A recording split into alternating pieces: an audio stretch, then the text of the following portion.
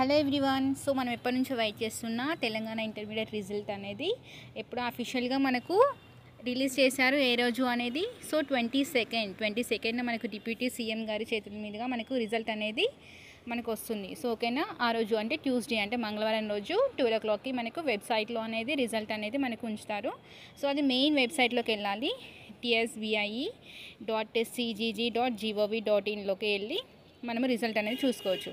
So ఓకేనా, so ఈ result అనేది మనకు ఎప్పటి నుంచి మనము వెయిట్ చేస్తూ ఉన్నాం కదా. సో చూద్దాము, వీడియో మిస్ కాకనే చివరి వరకు చూడండి. అండ్ ఎగ్జామ్ రాసిన కొంతమంది కూడా కొన్ని మిస్టేక్స్ అనేది చేశారు, అది ఏంటో చూద్దాము.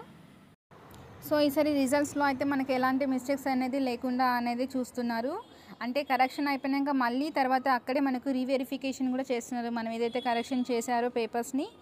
సో ఓకేనా, ఈసారి రిజల్ట్ అయితే చాలా ఖచ్చితంగా ఉంటుంది మనకు. సో చూద్దాము, ఈసారి స్టూడెంట్స్ కొన్ని మిస్టేక్స్ చేస్తారు, అంటే ఎవ్రీ ఇయర్ చేసిన మిస్టేక్సే సేమ్. చూద్దాము ఏమైతే రాశారో. ఏం లేదు, ఎగ్జామ్ అయిపోయాక లాస్ట్కి అంటే పాస్ కానీ విద్యార్థులు ఎవరైతే ఉన్నారో స్టూడెంట్స్, ప్లీజ్ సార్ నన్ను పాస్ చేయండి, దయచేసి పాస్ చేయండి అని రాశారు. కొంతమంది అయితే ఫోన్పే నెంబర్స్ కూడా రాశారు. సో ఇలాంటి మిస్టేక్స్ అయితే చేయొద్దు, మనం ఏదైతే చదివామో అదే రాయాలి ఎగ్జామ్లో.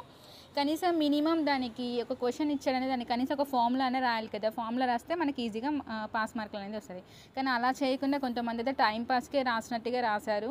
అంటే ఎలా అంటే కొంతమంది అయితే సాంగ్సే రాశారు, ఇంకొంతమంది అయితే మా నాన్నగారు ప్లీజ్ సార్ నన్ను పాస్ చేయండి, మా నాన్నగారు చాలా పరువు కోసమే చూస్తున్నారు, నాకు మార్క్స్ అయితే రాకపోతే ప్లీజ్ నన్ను ఏదో ఒకటి అంటారు, ప్లీజ్ నన్ను పాస్ చేయండి అనేది అట్లా కొంతమంది రిక్వెస్ట్గా రాశారు. సో అలా రాసినా కూడా వాళ్ళని అలా రాస్తే ఎలా పాస్ చేస్తారు? కనీసం మనం చదువుకుంది ఏదో ఒకటి దానికి రిలేటెడ్గా రాయాలి కదా. ఇంకా తర్వాత చాలామంది చాలా రీజన్స్ రాస్తారు, నాకు హెల్త్ బాగాలేదు అండ్ యాక్సిడెంట్ అయింది, నాకు ఐ ఆపరేషన్ అయింది, మా ఇంట్లో వాళ్ళకి హెల్త్ బాగాలేదు, ప్లీజ్ సార్ నన్ను ఒక్కసారికి పాస్ చేయండి, దయచేసి పాస్ చేయండి, ఎప్పటి నుంచో నేను ఎగ్జామ్స్ రాస్తున్నాను, ఇలాంటి సిల్లీ రీజన్స్ రాశారు. ఇంకా తర్వాత నన్ను పాస్ చేయకపోతే మీకు ఇంట్లో ఎవరికో ఏదో ఒకటి అవుతుంది, లేకపోతే మీకే ఏదో ఒకటి అవుతుంది, ఇలాంటి రీజన్స్ కూడా రాశారు. మీరు అలా రాస్తే మిమ్మల్ని ఎలా పాస్ చేస్తారు చెప్పండి? మనం చదువుకుంది ఏదో ఒకటి రాయాలి కదా.